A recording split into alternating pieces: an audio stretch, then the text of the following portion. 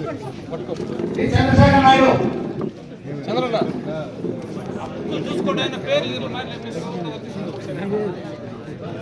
జగదాంబ జనార్దన్ నాయుడు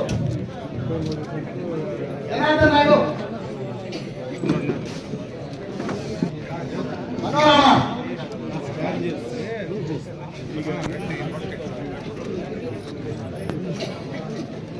శేఖర్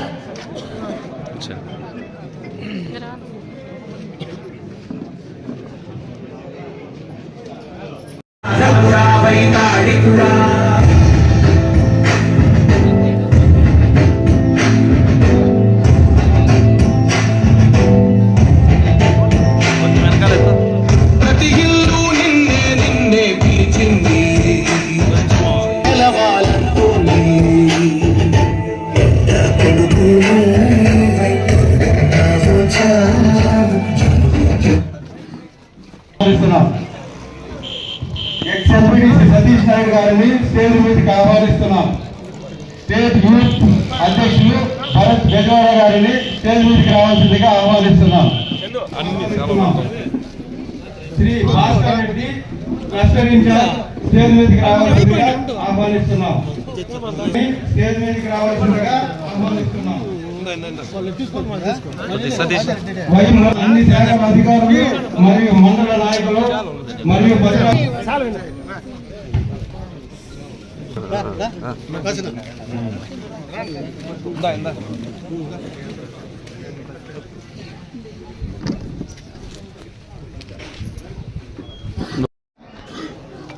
ప్రధానంగా రైతులను ప్రజలను పట్టి పీడిస్తా ఉండే సమస్య ఏదంటే రెవెన్యూ సమస్య. ఎందుకంటే మా దగ్గరికి రోజు వచ్చేటువంటి సమస్యలు దాదాపు 99% రెవెన్యూ సమస్యలే. ఈరోజు నియోజకవర్గంలో శాసనసభ్యుల దగ్గరికే కాదు, మంగళగిరిలో చంద్రబాబు నాయుడు గారు పీజీఆర్ఎస్ పెట్టినా, జిల్లాలో కలెక్టర్ గారు పీజీఆర్ఎస్ పెట్టినా, ఆర్టీఓ స్థాయిలో పీజీఆర్ఎస్ పెట్టినా, నియోజకవర్గ స్థాయిలో పెట్టినా ఉండేటువంటి సమస్యలన్నీ ఒకసారి చూస్తే దాదాపు 100 అర్జీలు వస్తే 99 అర్జీలు రెవెన్యూకి సంబంధించినటువంటి సమస్యలే. ఇది ఎందుకంటే నేను దాదాపు 35 ఏళ్ళుగా రాజకీయాల్లో ఉన్నా, శాసనసభ్యులుగా ఉన్నా.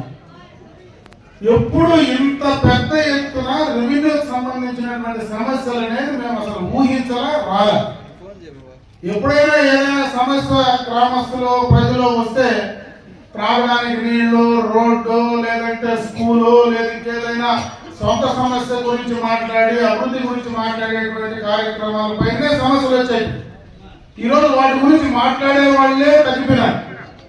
99 మంది నా భూమి, నా ఆస్తి నాకు లేకుండా పోయింది, నాకు ఈ సమస్య ఉందని చెప్పేటువంటి పరిస్థితి 199 మందిలో ఉంది. దీనికి ప్రధాన కారణం ఏమో మనం ఆలోచించాలి. ముఖ్యంగా ఈరోజు ఈ పాపాలకు, మనకి ఈరోజు జరిగినటువంటి ఈ సమస్యలకు ప్రధాన కారణం గత ప్రభుత్వంలో వాళ్ళు తీసుకున్నటువంటి నిర్ణయాలు కావచ్చు, ఆ పార్టీలో ఉండేటువంటి నాయకుల యొక్క వ్యవహార శైలి కావచ్చు, వాళ్ళు చేసినటువంటి తప్పులు ఈరోజు ఈ ప్రభుత్వాన్ని 2 సంవత్సరాలుగా పట్టి పీడిస్తూ ఉన్నాయి. మన ముఖ్యమంత్రి చంద్రబాబు నాయుడు గారు పదే అటు రెవెన్యూ మంత్రిని కానీ కేబినెట్ లో కానీ పదే రెవెన్యూ సమస్యల గురించి మాట్లాడేటువంటి పరిస్థితి ఈరోజు వస్తా ఉంది. ఈ మధ్యనే మొట్టమొదటిగా దాదాపు 2 నెలల క్రితం అనుకుంటా, ఆ రోజు పాస్ పుస్తకాలు పంపిణీ చేసే కార్యక్రమంలో నేను పెద్దలూరు పోయాను. పెద్దలూరు గ్రామ సభలో పాస్ పుస్తకాలు పంపిణీ చేసే సమయంలో ప్రింట్ చేసినటువంటి పాస్ పుస్తకాలు చూస్తే ఎక్కడ వాళ్ళకి దానికి సంబంధించినటువంటి కరెక్ట్ ఇన్ఫర్మేషన్ ఇచ్చి ప్రింట్ చేసే పరిస్థితి లేదు. మనం పంపిణీ చేసే దాంట్లో కూడా మన తప్పులు ఉన్నాయి. ఆ రోజే ఇమీడియట్ గా రెవెన్యూ శాఖ మంత్రితో, ఆ రోజు ప్రిన్సిపల్ సెక్రటరీతో మాట్లాడి పూర్తిగా తప్పులు జరుగుతూ ఉన్నాయి. ఇదే రకంగా కానీ మళ్ళా మనం పాస్ పుస్తకాలు ఇస్తే గత ప్రభుత్వం కంటే ఇంకా ఎక్కువ సమస్యలు మనం కొని తెచ్చుకునేటువంటి పరిస్థితి ఉంటుంది. కాబట్టి వెంటనే దాన్ని ఆపండి. క్లియర్ కట్ గా ఇచ్చేటువంటి పాస్ పుస్తకాన్ని రైతుల సమ్మతితో, అంగీకారంతో వాళ్ళు సాటిస్ఫై అయిన తర్వాతనే మీరు పాస్ పుస్తకాన్ని పంపిణీ చేయండి అంటే ఈరోజు ఉదాహరణకి ఈ గ్రామ పంచాయతీలో మనకు 723 ఖాతాలు ఉన్నాయి. అంటే 723 మంది రైతులు మన పాస్ పుస్తకాలు ఇవ్వాలి. ఈరోజు ఎన్ని మనం పంపిణీ చేస్తా ఉన్నామంటే 85 పంపిణీ చేస్తా ఉన్నాం. అంటే 723 పాస్ పుస్తకాలు పంపిణీ చేయాల్సినటువంటి ఈ గ్రామంలో 85 మాత్రమే ఈరోజు మనం పంపిణీ చేసే పరిస్థితి ఉంది. అంటే 85 కరెక్ట్ గా ఎలిజిబిలిటీ ఈరోజు తెలిసారు. అదేవిధంగా వాళ్ళు చేసినట్టు మళ్ళా ఇంకో పంపేసుకోవడం లేదు, ఇంకో పని చేస్తాం, మళ్ళా మనం పాస్ పుస్తకాలు అదే పంపిణీ చేస్తే మళ్ళా దాన్ని కొట్లాడుకొని రోజు మళ్ళా ప్రజాప్రతినిధులు అధికారుల దగ్గరకు దారం కట్టుకో తిరగాలి. అందుకే ఈ రోజు ప్రభుత్వం చిత్తశుద్ధితో కరెక్ట్ గా ఉండేటువంటి పాస్ పుస్తకాలే పంపిణీ చేయాలా. అధికారం ఇదివరకు అయితే ఏదైనా రెవెన్యూలో కరెక్షన్ చేయాలంటే నేరుగా జేసీ గారికి పోవాలా, లేదంటే కలెక్టర్ పోవాలా, లేదంటే గవర్నమెంట్ పోవాలా. ఈరోజు దానిపైన కూడా అధికారాన్ని కూడా కింద స్థాయికి బదిలీ చేయించాలి. ఈరోజు ముఖ్యమంత్రి గారు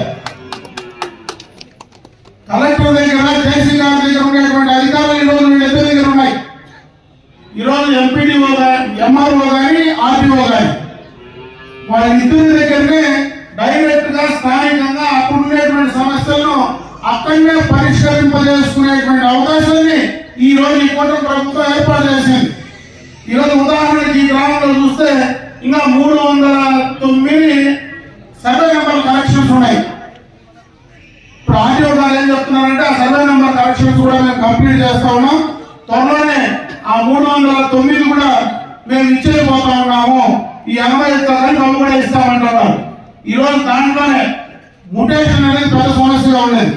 ఈ రోజు ముటేషన్ కరెక్షన్ వచ్చి దాదాపు చనిపోయినటువంటి ఉన్న ఇంటి పెద్ద పట్టాదారు ఖాతా ఉంటే ఆయన చనిపోతే మళ్ళీ ముటేషన్ కరెక్షన్ చేసుకుని ఆ ఇంట్లో ఉండేటువంటి ఎవరైతే హక్కుదారులు ఉంటారో వాళ్ళపైన ముటేషన్ ఇవ్వాలి.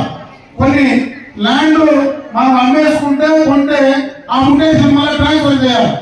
ఇవన్నీ కూడా కంప్లీట్ చేసి స్టేజ్ బై స్టేజ్ పక్కాగా ప్రభుత్వ ఎంబ్లంతో ఏ నాయకుడు కానీ ఎవరు బొమ్మ లేకుండా ప్రభుత్వ ఎంబ్లంతో పూర్తి స్థాయిలో పట్టాదారు పాస్ పుస్తకాలు ఆ గ్రామంలో ఉండేటువంటి భూమి ప్రతి సెంటు కూడా ఎవరికైతే ప్రైవేట్ గా ఉండేటువంటి ప్రతి సెంటు డైరెక్ట్ గా హక్కుదారికి ఇచ్చేటువంటి కార్యక్రమాన్ని ఈ రోజు ఈ కూటమి ప్రభుత్వం శ్రీకారం చుట్టింది. దాన్ని త్వరలో పూర్తి చేసేదానికి ఈ రోజు రాష్ట్రంలో చేసేటువంటి అభివృద్ధి కార్యక్రమాలన్నీ ఒక ఎత్తైతే రెవెన్యూలో వాళ్ళ భూమికి వాళ్ళ హక్కు ఇచ్చేటువంటి కార్యక్రమాన్ని పెద్ద ఎత్తున ఇంతకు 10 1000 దానిపైన ఈ రోజు మరి దానిపైన చూపెట్టాల్సినటువంటి పరిస్థితి ఈ రోజు రాష్ట్ర ప్రభుత్వానికి ఉంది. దీన్ని త్వరలోనే కంప్లీట్ చేసేటువంటి బాధ్యత ఈ కూటమి ప్రభుత్వం తీసుకోబోతా ఉంది. అది త్వరలో అందరికీ కూడా, ఎందుకంటే నేను రైతులు కోరుకునేది కూడా మీరు అధికారులు ఆ బిఆర్ఓ ఎవరైతే మీకు ఇక్కడ బిఆర్ఓ ఉన్నారో వాళ్ళు మళ్ళీ మీ దగ్గరికి వస్తారు. ఆ రైతులు ఇద్దరు కూడా, ఎందుకంటే ఒక చెరువు గారు తగరారు ఉంటుంది, ప్రతి సర్వే నెంబర్ కాడ తగరారు ఉంది. గత ప్రభుత్వం ఒకరికి ఉండేటువంటి యాక్సిడెంట్ తగ్గించి రీసర్వేలో ఒకరు తగ్గించినారు, ఒకరికి ఎక్కించేసేసినారు. ఉండే వాళ్ళకి అసలు ఏమీ లేనో కూడా భూమి అనుభవం ఒకరి పేరుతో ఉంటుంది, పట్ట ఇంకొకరి పేరుతో, అనుభవం ఇంకొకరి పేరుతో రాసేశారు. ఇవన్నీ కూడా కొన్ని డైరెక్ట్ గా రైతులతో అంగీకారంతో తీసుకోవాలా.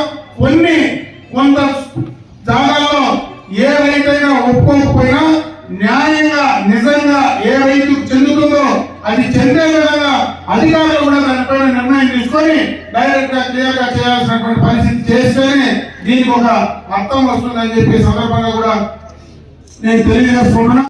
రెవెన్యూకి సంబంధించి, రెవెన్యూ సమస్యలకు సంబంధించి పూర్తి స్థాయిలో ఈ కూటమి ప్రభుత్వం త్వరలోనే ఆ కార్యక్రమాన్ని పూర్తి చేయడానికి ఈ రోజు మొట్టమొదటిగా పూర్తిగా ఈ యొక్క పట్టాదారు పాస్ పుస్తకాలు డైరెక్ట్ గా కూడా కొన్నైనా కూడా పంపిణీ చేసి స్టేజ్ బై స్టేజ్ నెల కూడా అన్ని కార్యక్రమాలు చేయడానికి పూర్తి స్థాయిలో తీసుకోవడం జరుగుతుందనేటువంటి విషయాన్ని ఈ సందర్భంగా మీ దృష్టికి తెస్తూ, ఈ గ్రామానికి సంబంధించి గతంలోనే కూడా గ్రామ పంచాయతీలో కొన్ని కార్యక్రమాలు చేశాం. త్రాగునీటికి సంబంధించి కానీ, బోర్లకు సంబంధించి కానీ, కావాల్సినటువంటి ఆ బోర్లకు సంబంధించినటువంటి మోటార్లు కావచ్చు, ఇంటర్నల్ రోడ్స్ కావచ్చు, మనం ఈఏపీలో చేసినటువంటి రోడ్స్ కూడా దాదాపు కొన్ని కార్యక్రమాలు పూర్తి చేశాం. ఇంకా ఏమైనా మిగిలిపోయింటే అభివృద్ధి కార్యక్రమాలు చేయడానికి ఖచ్చితంగా కూడా ఈ గ్రామ పంచాయతీలో చేయడానికి మేము సిద్ధంగా ఉంటామని చెప్పి తెలియజేసుకుంటూ ఈ కార్యక్రమాన్ని మేము సద్వినియోగం చేసుకోవడానికి రైతులందరూ కూడా, ఎందుకంటే ఇది రైతులు సహకరించాలా, అదే విధంగా అధికారులు పారదర్శకంగా పనిచేయాలి. ఈ మనమిద్దరం కూడా కలిసి పనిచేస్తేనే దీనికి ఒక పూర్తి స్థాయిలో రూపం ఇవ్వడానికి అవకాశం ఉంటుంది. కాబట్టి రైతులందరూ కూడా సహకరించి నిజంగా న్యాయంగా మనకి ఎంతవరకు హక్కు ఉందో అంతవరకునే మనం స్వీకారై చేసుకునేదానికి మీరు కూడా ప్రయత్నం చేయాలని చెప్పి రైతులందరూ కూడా కోరుకుంటూ నాకు ఈ అవకాశం కల్పించినటువంటి గ్రామ పంచాయతీ రైతు సోదరు మనందరూ కూడా హృదయపూర్వక ధన్యవాదాలు తెలియజేసుకుంటూ సెలవు తీసుకుంటా.